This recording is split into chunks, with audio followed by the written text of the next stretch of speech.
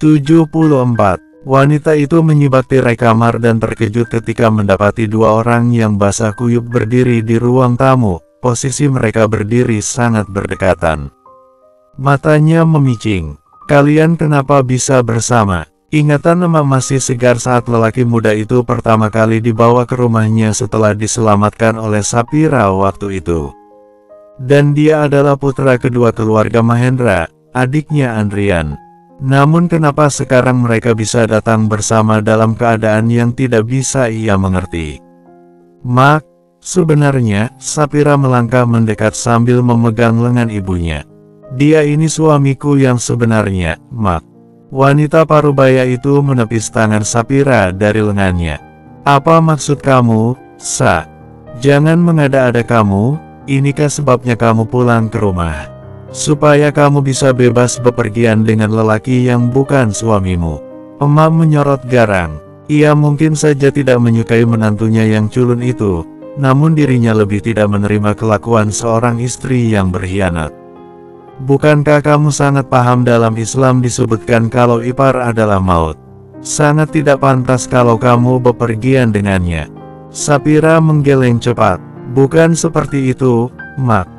Sebenarnya selama ini dia adalah suamiku, tapi maksud kamu waktu kamu membawanya pulang ke rumah kita, itu kalian sudah menikah."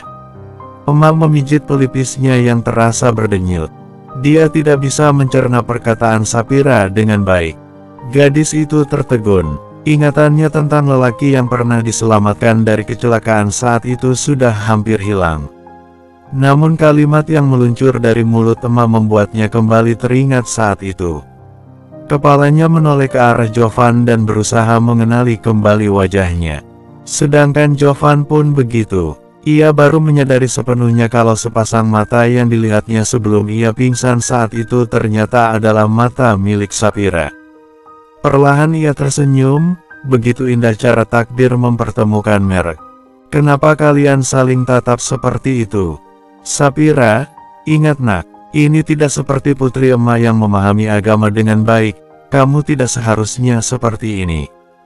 Jaga pandanganmu di hadapan lelaki yang bukan suamimu." Jovan langsung menciut. Sudut hatinya merasa tertusuk saat wanita itu berkeras menolak mengakui dirinya sebagai menantu, namun di sisi lain ia merasa senang karena ternyata emak sangat menjaga hubungan pernikahan putrinya sekalipun yang dia tahu suami anaknya itu adalah seorang Andrian yang tidak berguna. "Mak, dia ini Jovan Andriano Mahendra," ujar Sapira. "Saya tahu," emak menyahut cepat. "Dia adalah putra tunggal keluarga Mahendra." Emak terdiam. Beliau sudah sering mendengar sebutan putra tunggal dalam keluarga Mahendra dan keberadaan Andrian yang tidak pernah disebut sebagai putranya. "Aku dan Andrian adalah orang yang sama, Mak. Selama ini aku hanya sedang menyamar. Maafin aku, Mak." Jovan meraih tangan ibu mertuanya. Ia merasa bersalah karena sudah membuat wanita itu kebingungan. Ditatapnya Jovan tanpa berkedip. "Jadi, kakakmu itu Andrian?" Wanita itu berusaha mencerna maksud yang Jovan sampaikan. "Iya, Mak," hening. Mereka berdiri seperti patung. Kecanggungan tercipta begitu saja, setelah Jovan mengakui identitas dirinya yang sulit dipercaya oleh siapapun. Sampai akhirnya Mak melihat tubuh Sapira yang menggigil kedinginan. Cepat ganti pakaianmu. Nanti asmamu bisa kambuh." Emak menarik tangan Sapira untuk segera masuk ke dalam kamarnya.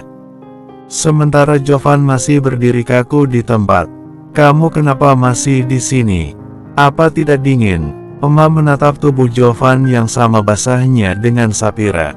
Dalam pikirannya entah apa yang sudah dilakukan oleh anak dan menantunya itu sampai bisa basah kuyup padahal mereka pulang dengan mobil.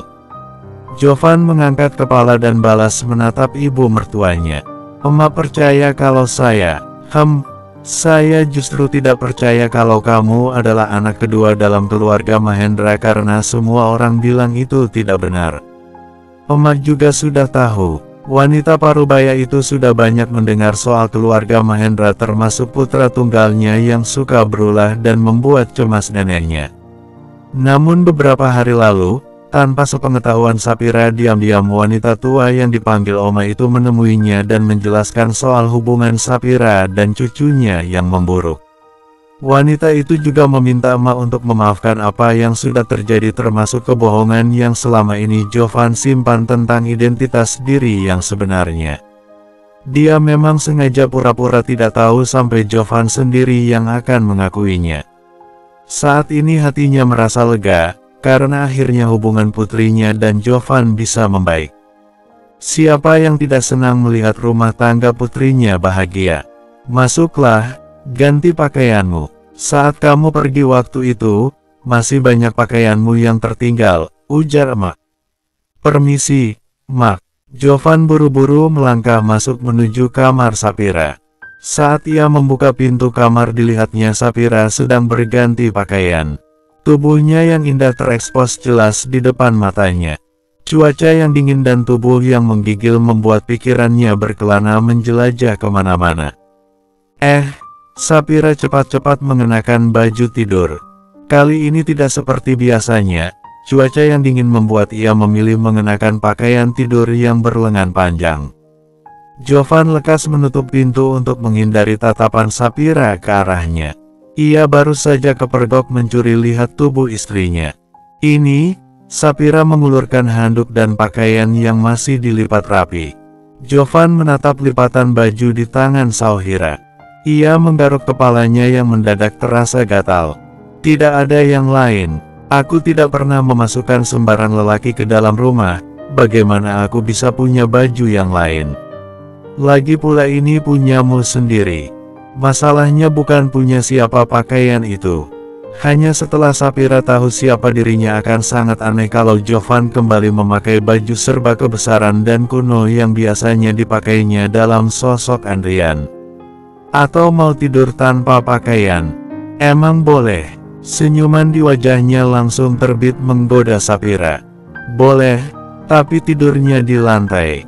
Sapira memukul kecil lengan Jovan lalu meletakkan begitu saja baju itu di tangannya sementara ia melompat naik ke atas tempat tidur. Jovan terpaksa mengganti pakaiannya yang basah dengan yang diberikan oleh Sapira. Setelah selesai ia langsung menaiki tempat tidur dan berbaring di sebelah gadis yang tidur dengan posisi miring memunggunginya. Diliriknya punggung Sapira yang tertutup selimut tebal, tubuhnya tampak menggigil. Panggilnya pelan. Sapira membalas dengan gumaman kecil. Aku boleh pakai selimutnya? Sapira tidak menjawab melainkan melebarkan selimut di tubuhnya hingga bisa cukup dipakai oleh Jovan juga. Ia menarik selimut untuk menutup tubuhnya. Namun ruang yang tercipta di antara mereka seolah membeli celah udara dingin yang menyelinap. Panggilnya lagi. Apa lagi? Aku boleh memelukmu? Sapira berpindah posisi menjadi duduk. Lalu setelah itu kamu mau apa lagi? Tidak bisakah kamu tidur saja tanpa menggangguku?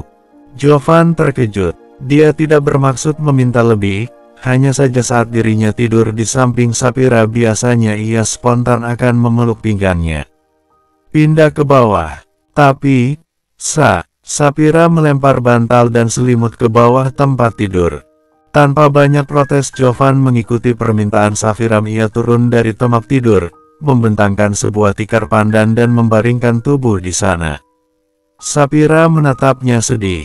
Sebenarnya ia tidak bermaksud seperti itu. Setelah pengakuan Jovan tentang siapa dirinya membuat ia merasa senang. Namun di lain hal dia tidak bisa menerima begitu saja perkataan Jovan. Lelaki itu masih belum menjelaskan hubungannya dengan gadis yang tadi datang ke pesta bersamanya. Tentang kemesraan yang mereka pertontonkan di depan umum tanpa kecanggungan sedikitpun. Bersambung. 75. Cahaya yang menerobos masuk lewat jendela yang sengaja dibuka memaksa Jovan untuk membuka mata. Cahaya yang menyilaukan tersebut membuatnya sadar kalau hari sudah beranjak menuju siang. Ia terlonjak bangun. Harusnya dia sudah pergi ke kantor pagi-pagi sekali. Pandangan matanya beralih mengelilingi kamar. Jovan baru sadar kalau semalam dia tidak pulang ke rumah orang tuanya, melainkan ke rumah Sapira. Lantai tikar yang semalam menjadi alas tidurnya memperjelas kalau semalaman Sapira benar-benar membiarkannya tidur di lantai. Tega sekali dia, decaknya dengan kesal seraya berdiri, lalu bergegas menuju kamar mandi. Saat melintas melewati dapur, ia melihat gadis itu berdiri membelakangi dengan posisi menghadap kompor yang masih menyala. Rambutnya yang panjang nampak terikat rapi tanpa hijab, memperlihatkan kulit lehernya yang putih bersih. Ingin sekali Jovan bisa menghampiri lalu memeluk pinggangnya dari belakang, seperti yang sering dilihatnya di drama saat seorang suami menemani istrinya memasak. Hal yang tidak akan diizinkan oleh Sapira karena semalam saja dengan teganya ia mengusir Jovan untuk tidur di bawah. Entah apa yang membuatnya begitu. Jovan cepat-cepat membersihkan diri. Ia melangkah menuju kamar mandi yang masih menggunakan timba manual itu. Jovan masih ngeri membayangkan mengambil air dari sumur yang dalam, tapi rupanya Sapira sudah menyiapkan air hangat di dalam baskom untuknya. Jovan tertegun. Gadis itu masih melayani kebutuhannya seperti biasanya, hanya saja ia masih belum bisa menerima sentuhan Jovan. Apakah karena dia sudah punya lelaki lain? Jovan teringat foto yang diperlihatkan Sandra padanya dan orang sama yang pernah dilihatnya mengantar Sapira pulang. Namun jika memang Sapira punya hubungan dengan lelaki itu, kenapa ia harus pergi ke pesta sendirian semalam? Banyak pertanyaan yang bergelayut di benaknya mengenai Sapira yang membuat Jovan sadar kalau selama ini dirinya belum mengenal Sapira dengan baik. Setelah menuntaskan kegiatan membersihkan tubuhnya, Jovan bergegas kembali ke kamar untuk berganti pakaian. Di dalam lemari masih banyak bajunya yang tertinggal, ya walaupun baju itu adalah baju-baju kuno yang kemarin digunakannya untuk menyamar. Saat ia masih mengenakan handuk dan sedang mengamati baju di tangannya itu, Sapira mendatangi kamar. Ia sedikit terkejut dan nyaris tersurut ke belakang. Selama pernikahan mereka, belum sekalipun Sapira melihat suaminya bertelanjang dada, namun kali ini ia melihat dengan jelas lelaki itu hanya mengenakan handuk sebatas pinggang. Gadis itu memalingkan wajah ke samping lalu berkata, "Sarapan sudah siap." Setelahnya ia pergi begitu saja. Jovan heran melihat ekspresi yang Sapira tunjukkan, ia seperti tidak tertarik melihat tubuh six-pack miliknya. Sangat berbeda dengan para wanita yang akan langsung menjerit heboh atau bahkan mungkin terpukau. "Masa iya dia nggak tertarik sama aku?" Jovan menggeleng heran. Coba saja Safa yang melihat, dia pasti akan langsung nemplok kayak cicak. Sapira melangkah gontai menuju ruang makan. Melihat tubuh suaminya, dia langsung terbayang pada kejadian di kantor ketika gadis lain duduk di pangkuannya dan perbuatan menjijikkan mereka yang seketika membuat Sapira merasa mual. Entah sudah seberapa sering gadis itu menyentuh tubuh suaminya. Menyakitkan sekali ketika membayangkan lelaki yang adalah suaminya itu bersentuhan dengan wanita yang bukan mahram. Apakah karena dirinya yang masih belum bisa melakukan kewajibannya sebagai istri yang baik? Sapira menggeleng. Banyaknya foto gadis itu di kamar Jovan membuat Sapira merasa yakin kalau mereka sudah menjalin hubungan istimewa sejak lama, bahkan sebelum Jovan menikah dengan Sapira. Jovan berdeham kecil, mengalihkan lamunan Sapira dan menatap ke arah sumber suara. Lelaki itu berbalut pakaian kebesarannya masih terlihat gagah dan tampan karena Jovan tidak menggunakan wig dan kacamata tebalnya lagi. Sapira menarik sebahu kursi untuk tempat duduk Jovan dan mulai menyendokkan nasi ke dalam piring. Jovan diam mengamati bagaimana Sapira melayani dirinya. Ia merasa diperlakukan layaknya raja saat tinggal bersama Sapira. Mau mandi sudah disiapkan air hangat, mau makan nasi diambilkan, hanya kebutuhan di tempat tidur saja yang belum terpenuhi. Sosok istri yang sempurna itu menjelma dalam wujud Sapira. Namun ada yang masih terasa mengganjal di hati Jovan. Perubahan ekspresi gadis itu yang tidak seperti biasanya, senyuman manis dengan cekungan kecil di kedua pipinya itu perlahan menghilang. Ia kembali bersikap seperti saat berhadapan dengan seorang Jovan. "Kamu sedang marah sama aku?" Sapira menatap wajah suaminya sekilas lalu berpaling dengan cepat. Tidak, sahutnya singkat. Apa masih ada yang mengganjal di hatimu tentang aku? Banyak, tentang hubunganmu dengan gadis itu, tentang rencana awalmu yang hanya ingin menjadikanku istri sementaramu, dan tentang bagaimana akhir dari hubungan kita yang sebenarnya. Sapira memilih memendam semua pertanyaan itu dalam hati. Di saat lelaki itu sudah memulai itikat baiknya untuk menunjukkan identitas dirinya yang sebenarnya, ia tidak ingin kembali membuat rumit semuanya. Aku harus pergi ke kantor, atau papa dan oma akan sangat marah. Jovan melirik jam di pergelangan tangannya. Oh, ya, di mana ponselku? Jovan tidak melihat keberadaan ponselnya sejak semalam saat ia harus pindah tidur di lantai. Seingatnya terakhir kali ia membawanya ke tempat tidur. Ada di lemari. Jovan kembali masuk ke dalam kamar setelah selesai sarapan. Saat mencari keberadaan ponselnya tanpa sengaja ia menjatuhkan sesuatu dari bawah lipatan kain. Sebuah surat. Dahi Jovan berkerut. Surat apa ini? Tangannya bergerak membuka amplop yang masih merekat erat dan itu artinya belum dibuka sama sekali oleh Sapira. Jovan merasa sangat penasaran, mengapa Sapira harus menyimpannya tanpa membuka isinya sama sekali. Merasa penasaran ia membuka lipatan kertas begitu saja. Sebuah tulisan tangan yang rapi. Teruntuk Dik Sapira. Jovan mengejar tulisan paling atas. Dadanya berdesir, ia yakin sekali kalau tulisan itu adalah surat dari seorang lelaki untuk Sapira. Jovan menarik napas panjang. Ia harus menyelesaikan membaca surat itu untuk mengetahui apa isinya. Assalamualaikum warahmatullahi wabarakatuh. Sebelumnya maafkan kelancangan saya yang sudah memberanikan diri menulis surat untuk seorang calon bidadari surga. Ratunya para bidadari. Kertas di tangannya bergetar seiring jantungnya yang memompa dengan kecepatan maksimal. Jovan menjeda sebentar untuk menarik napas yang lebih dalam. Sekarang ia semakin yakin kalau sebelum menikah dengannya Sapira memang sudah menjalin hubungan dengan seseorang sama halnya seperti dia yang sudah berhubungan dengan Safa. Mas, ini. Jovan menoleh ke arah pintu. Di sana Sapira berdiri dengan sebelah tangan memegang kotak bekal. Ia sengaja menyiapkan bekal makan siang untuk Jovan namun saat akan memberikannya, di sana di dalam kamar Jovan tampak berdiri tegang dengan selembar surat di tangannya. Mata Sapira fokus pada satu titik. Sebuah amplop yang sangat dikenalinya karena ia sendiri yang sudah menyimpannya di dalam lemari di bawah lipatan bajunya. Mas itu, ia bergerak cepat hendak merebut surat di tangan Jovan. Namun dengan cepat lelaki itu mengangkat sebelah tangannya hingga tidak terjangkau oleh Sapira. Ia bahkan sampai harus menjinjit untuk bisa meraih surat tersebut. Jovan memanfaatkannya dengan memeluk pinggang Sapira dengan sebelah tangannya yang bebas. Gadis itu mendongak, kedua mata mereka saling bertemu. Bersambung. 76. Cukup lama mereka saling bersitatap dengan posisi Jovan memeluk pinggang Sapira. Saat Sapira tersadar, ia segera melepaskan diri dari rengkuhan Jovan dan pergi menjauh.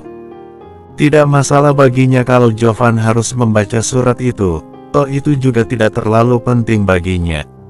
Sapira bahkan tidak tahu apa yang ditulis oleh Ustadz Isa di sana. Ia sama sekali tidak mau memikirkan itu. Jika ia berpikir untuk mengambilnya kembali dari Jovan, itu karena ia hanya khawatir kalau Jovan akan menertawakan isinya. Sakit hati atau cemburu tidak mungkin, karena bagi Sapira di dalam hati Jovan sudah terisi oleh gadis lain. Semua tentang diri Sapira mungkin saja tidak penting baginya.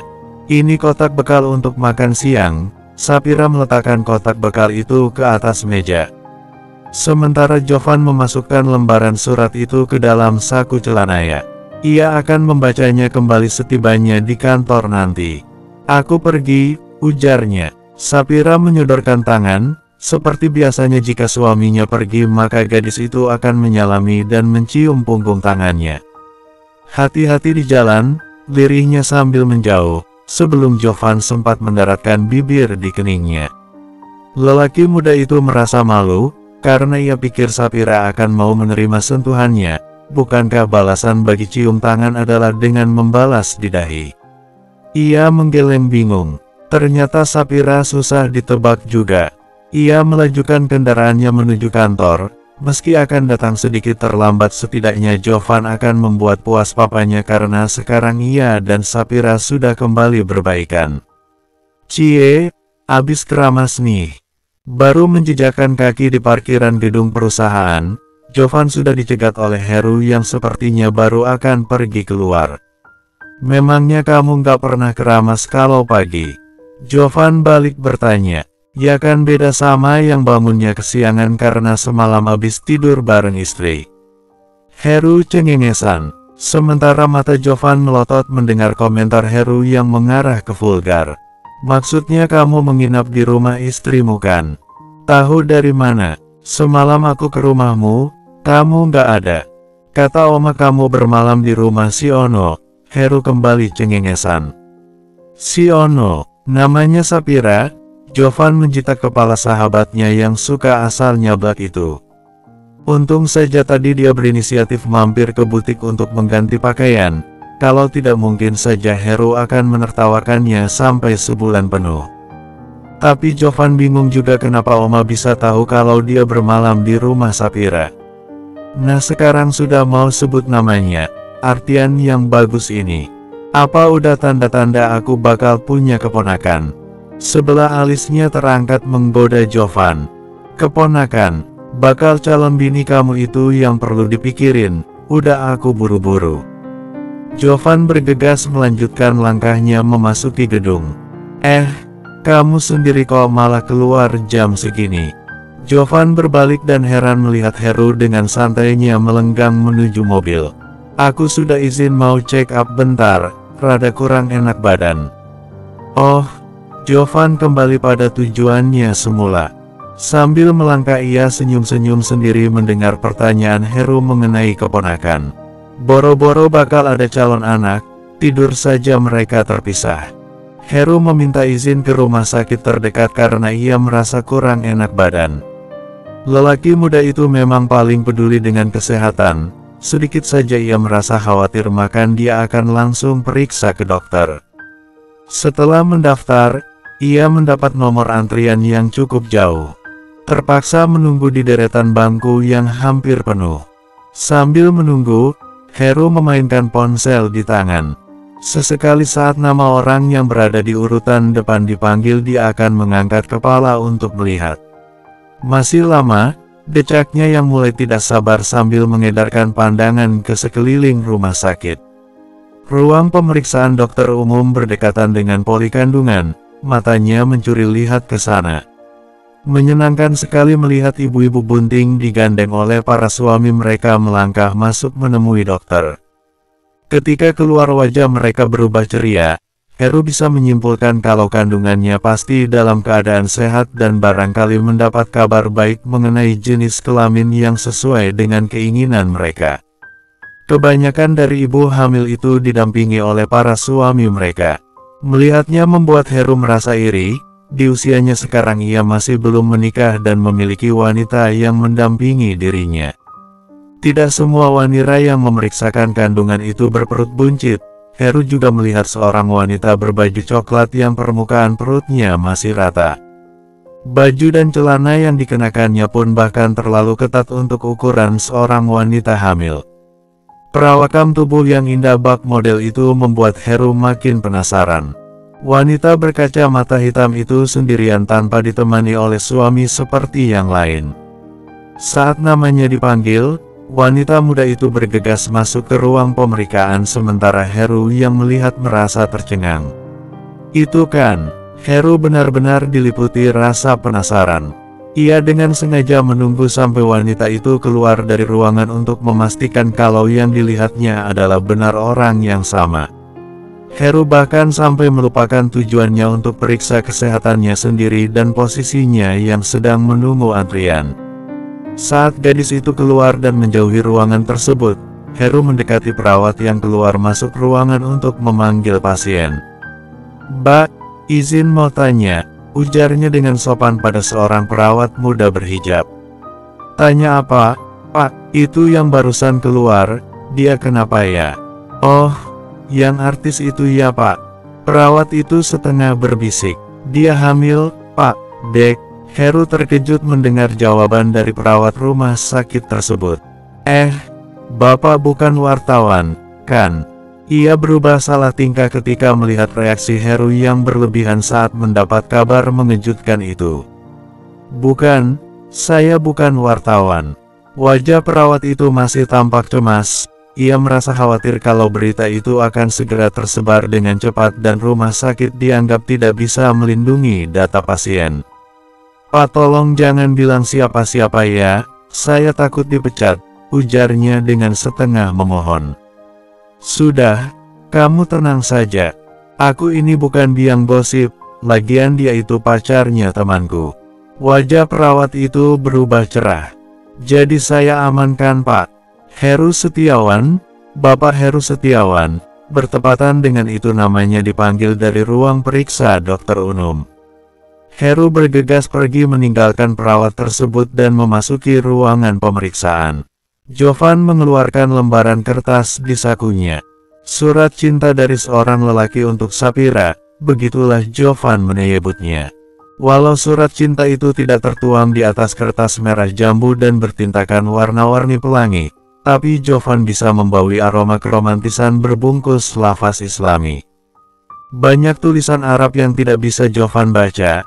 Namun intinya surat itu menyatakan betapa besar kekuasaan Sang Pencipta yang sudah menciptakan sosok wanita hebat yang bertata dalam hati sang penulis. Dasar lebay, cibirnya saat baru membaca bait pertama. Ratunya para bidadari katanya. Bidadarinya siapa, dan surga yang mana? Sebenarnya Jovan hanya tidak bisa mencerna kata-kata puitis yang diselingi doa dan pengharapan berlebih terhadap Sapira untuk menjadi pendamping hidupnya dan harapan sang lelaki untuk menjadi imamnya. Jovan mendeci. Tulisan sampah kayak gini disimpannya. Ia menggeleng, lalu memasukkan kembali lembaran kertas itu ke dalam sakunya ketika ia mendengar suara derap langkah yang terburu-buru mendekati pintu. Bersambung. 77. Klek, pintu ruangannya terbuka dan tanpa mengucapkan sepatah kata pun pemuda itu bergegas masuk dan duduk di kursi tepat di hadapan Jovan tanpa dipersilakan. Kebiasaan banget kalau masuk ruanganku tanpa mengetuk pintu, umpat Jovan dengan kesal. Darurat, Jo. Wajah Heru tampak pias dan napasnya ngos-ngosan. Terlihat sekali kalau ia habis berlari saat memasuki gedung untuk bisa mencapai ruangan kerja Jovan secepatnya. Darurat apa sih? Kamu kena penyakit menular. Hush, kamu nyumpahin aku. Jovan menyeringai. Tadi kan kamu pamitnya mau periksa ke rumah sakit. Lah kalau bukan karena penyakit menular lalu hasil apa yang membuat kamu merasa begitu darurat? Ini tentang Safa, Jo. Jovan terdiam. Gadis itu semalam ditinggalkannya begitu saja di pesta. Apakah ia putus asa melihat sikap Jovan yang membela Sapira, lalu Safa memutuskan bunuh diri? Wajah Jovan berubah panik. Apa dia masuk rumah sakit? Heru mengangguk cepat. Serius kamu? Apa dia senekat itu hanya gara-gara aku tinggal semalam? Heru melongo. Jadi semalam kamu sama Safa? Tanyanya terkejut. Iya, aku. Wah ternyata aku sudah salah. Aku pikir bakal dapat calon keponakan dari Sapira. Gantian Jovan yang melongo. Apa hubungannya sama keponakan sih? Heru menarik kursinya untuk lebih mepet ke pinggir meja. Wajahnya berubah serius dan kedua sikunya diletakkan ke atas meja setelah menyingkirkan tumpukan berkas di hadapannya.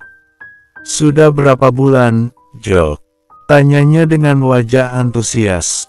Jovan mengerutkan dahi. Berapa bulan apanya? Itu Safa, sudah berapa bulan? Jovan mencerna maksud perkataan Heru. Apakah maksudnya adalah hubungan mereka sudah berakhir berapa lama? Sudah hampir sebulan kayaknya, sahut Jovan akhirnya sambil berusaha mengingat-ingat. Cek, nggak aku sangka bakal begini akhirnya. Heru menggelengkan kepala heran. Namanya juga jodoh, Tidak ada yang tahu kapan akan berakhir dan pada siapa akhirnya hati kita akan berlabuh. Awalnya aku kira aku nggak akan jatuh cinta sama Sapphira, tapi nyatanya, Jovan menopang dagu dengan sebelah tangan sambil senyum-senyum sendiri. Heru mengernyit bingung. Sepertinya ada kesalahpahaman di sini. Maksud kamu sekarang kamu sudah jatuh cinta sama Sapphira? Jovan mengangguk. Terus bagaimana dengan Safa? Ya, sudah berakhir. Wah tega kamu, Jo. Heru kembali menggeleng-gelengkan kepala. Tega, maksudnya, abis manis sepa dibuang, Heru bergerak mengundurkan kursinya. Melonggarkan ruang bagi dadanya yang merasa sesak memikirkan nasib gadis yang dicampakkan begitu saja oleh Jovan.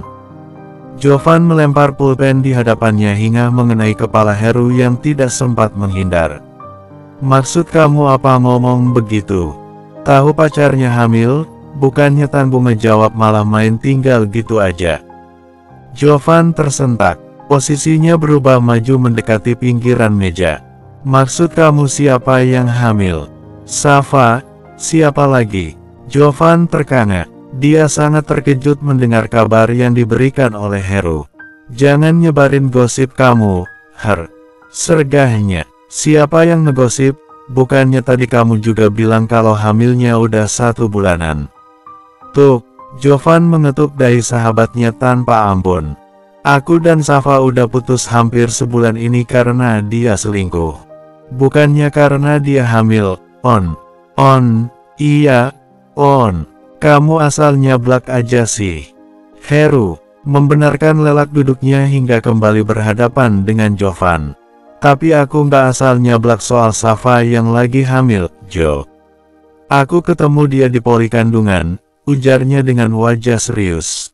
Jovan mengerutkan dahi. Yang bener, iya, pas aku tanya sama perawatnya, dia mengiyakan kalau Safa yang artis itu lagi hamil, jawabnya. Jovan termangu, tidak menyangka sudah separah itu kelakuan Safa di belakangnya, menjalin hubungan dengan lelaki lain sampai hamil. Beruntung sekali dia sudah mengakhiri semua, kalau tidak bisa-bisa dia yang kena getahnya dari kelakuan Safa. Jadi itu anak kamu apa bukan? Tanya Heru dengan penasaran. Ya bukanlah Her, mana pernah aku berhubungan sama Safa sampai sejauh itu, elak Jovan dengan perasaan kesal. Bisa-bisanya Heru menuduh ia yang sudah menghamili Safa, sedang menyentuh bagian inti saja dia tidak pernah. Terus anak siapa dong? Jovan menggedikkan bahu. Dia tidak berani menduga-duga, meski besar kemungkinannya orang itu adalah Ricardo. Kasihan juga kalau masih belum jelas siapa bapak anaknya, gumam Heru. Kalau kamu mau daftar jadi bapaknya silahkan, kalau aku udah. Jovan mengangkat bahu. Heru menggeleng. Dia pikir Jovan sangat mencintai Safa, tapi ketika mendengar apa yang terjadi padanya dengan enteng lelaki itu menolaknya. Sebenarnya tidak salah jika Jovan bersikap demikian, karena selama menjalin hubungan dengannya ia berusaha menjaga agar tidak melakukan hubungan yang lebih jauh. Dan terang-terangan menolak setiap Safa menginginkannya. Namun hanya dengan sekali pertemuan gadis itu malah sukarela menyerahkan diri pada Ricardo. Jadi kamu sekarang pulangnya ke rumah wanita itu?